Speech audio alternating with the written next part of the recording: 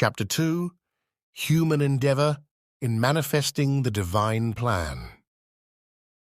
In the beginning, the divine will sought to manifest itself in the physical realm, desiring a dwelling among the lower creations.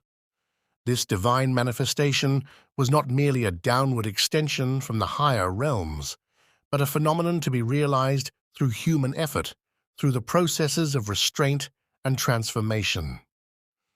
This divine desire revealed a profound truth.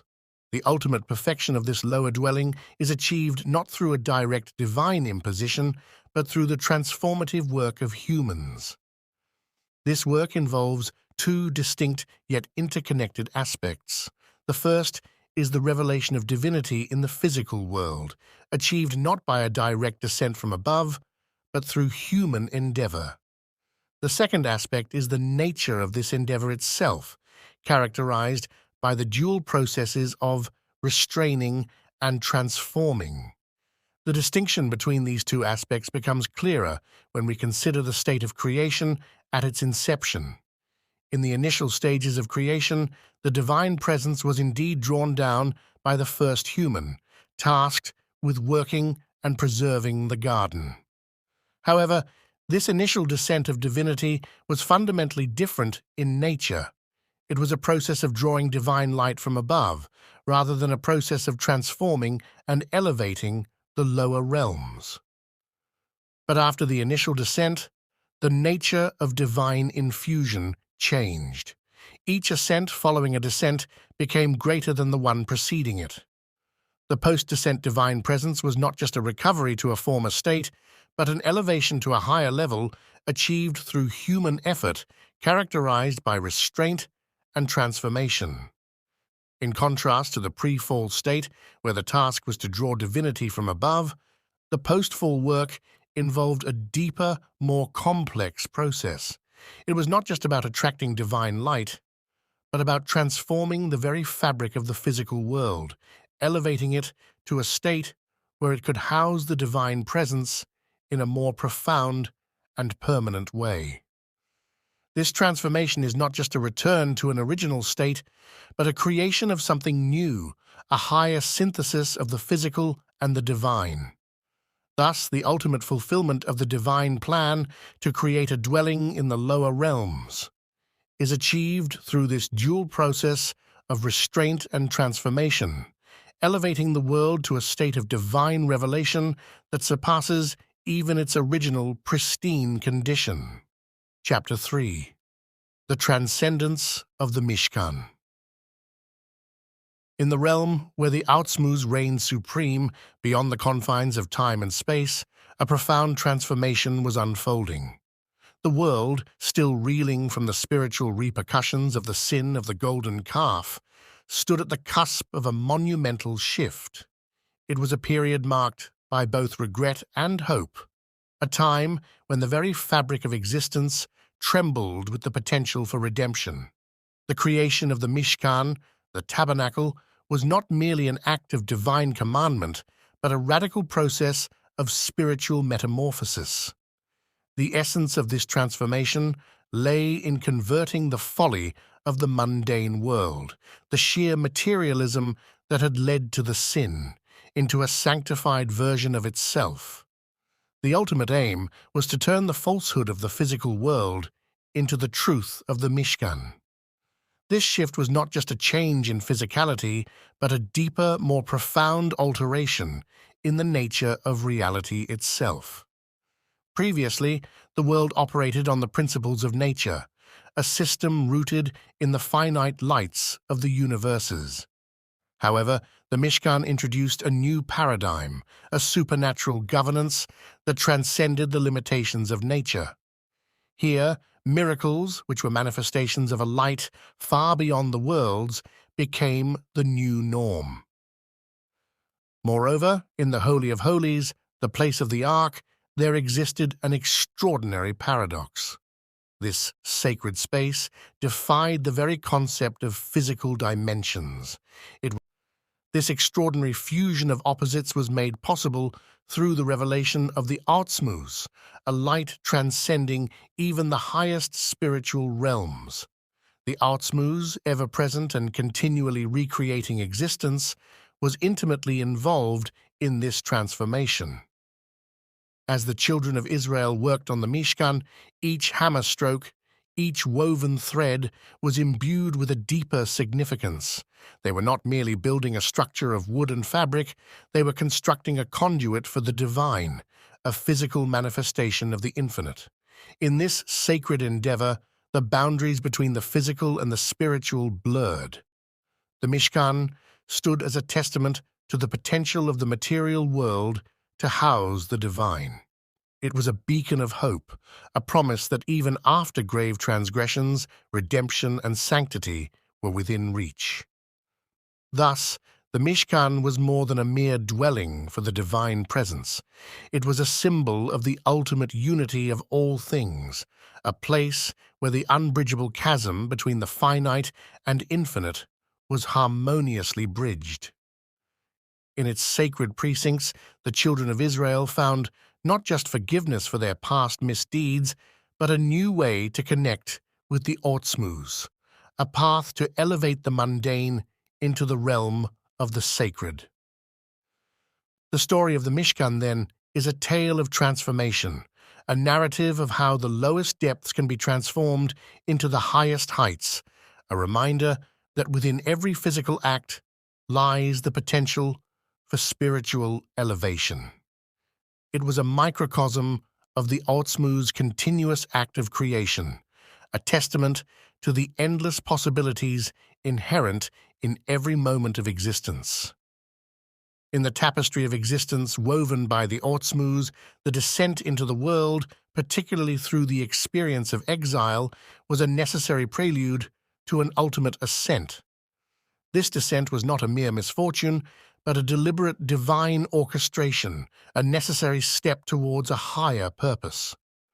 The core of spiritual service during exile, characterized by the concepts of subjugation and transformation, was uniquely significant. It was in these times of exile, when the divine presence seemed most hidden, that the potential for spiritual elevation reached its zenith. The service of the Jewish people during the exile, in its struggle and perseverance against the darkness of a concealed world, was inherently more elevated than the service performed in times of the temple. This paradigm reveals a profound truth about the nature of divine revelation in the time to come. The revelation in this future era will surpass even the divine presence experienced in the Holy Temple. The reason for this greater revelation lies in the nature of the service performed during the exile.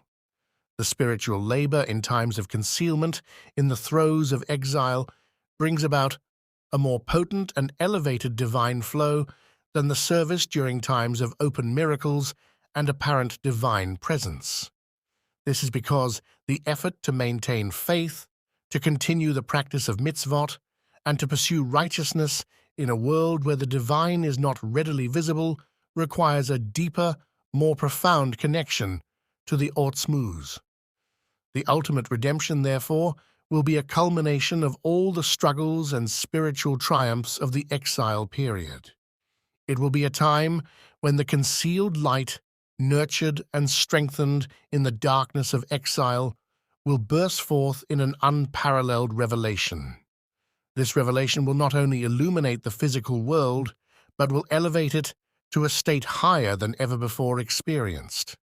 In this context, the journey of the exile is not merely a story of suffering and longing, it's a narrative of spiritual fortification and preparation.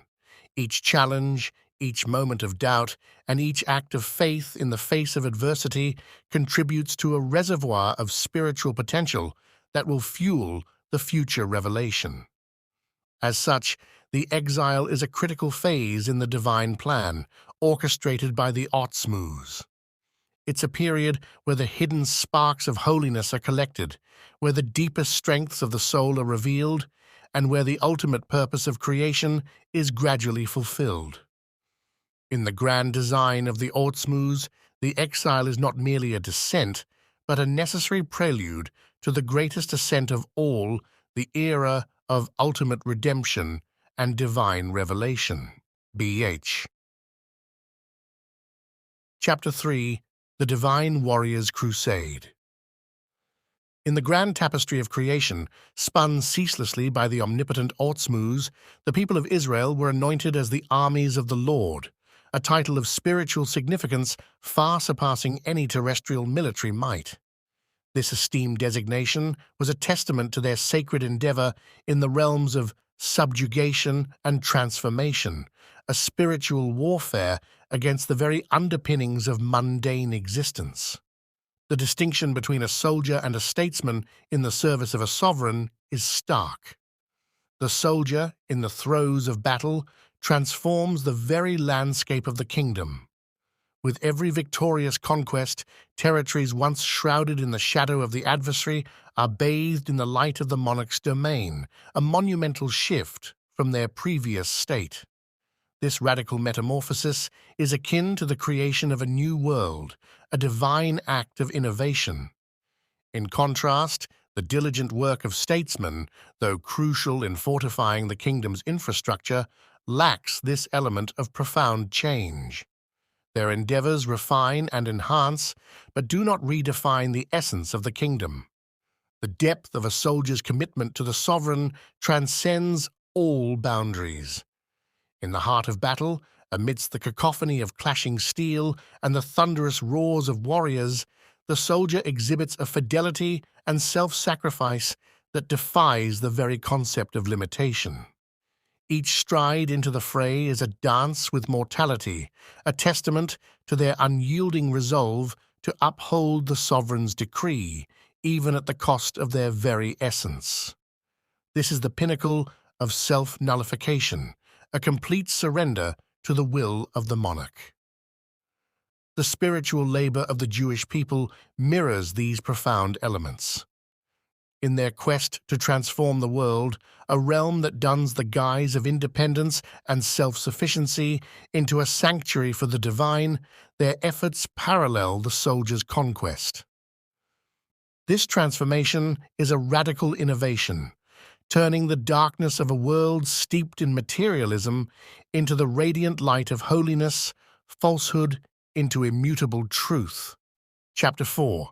The Divine Warrior's Crusade. In the transcendent realm where the Ortsmuz reigns, the heart becomes a battlefield of cosmic proportions, a crucible where souls, armored in divine light, wage an unceasing war against the shadows of their inner abyss. Each act of defiance against base nature resounds like thunder through the heavens, a testament to the indomitable spirit of the armies of the Lord. This silent but fierce struggle weaves the very tapestry of existence, with every heartbeat of courage and every whisper of faith igniting sparks of holiness that dance across the cosmos, etching an eternal saga of light triumphing over darkness in the grand narrative of the Ortsmuz.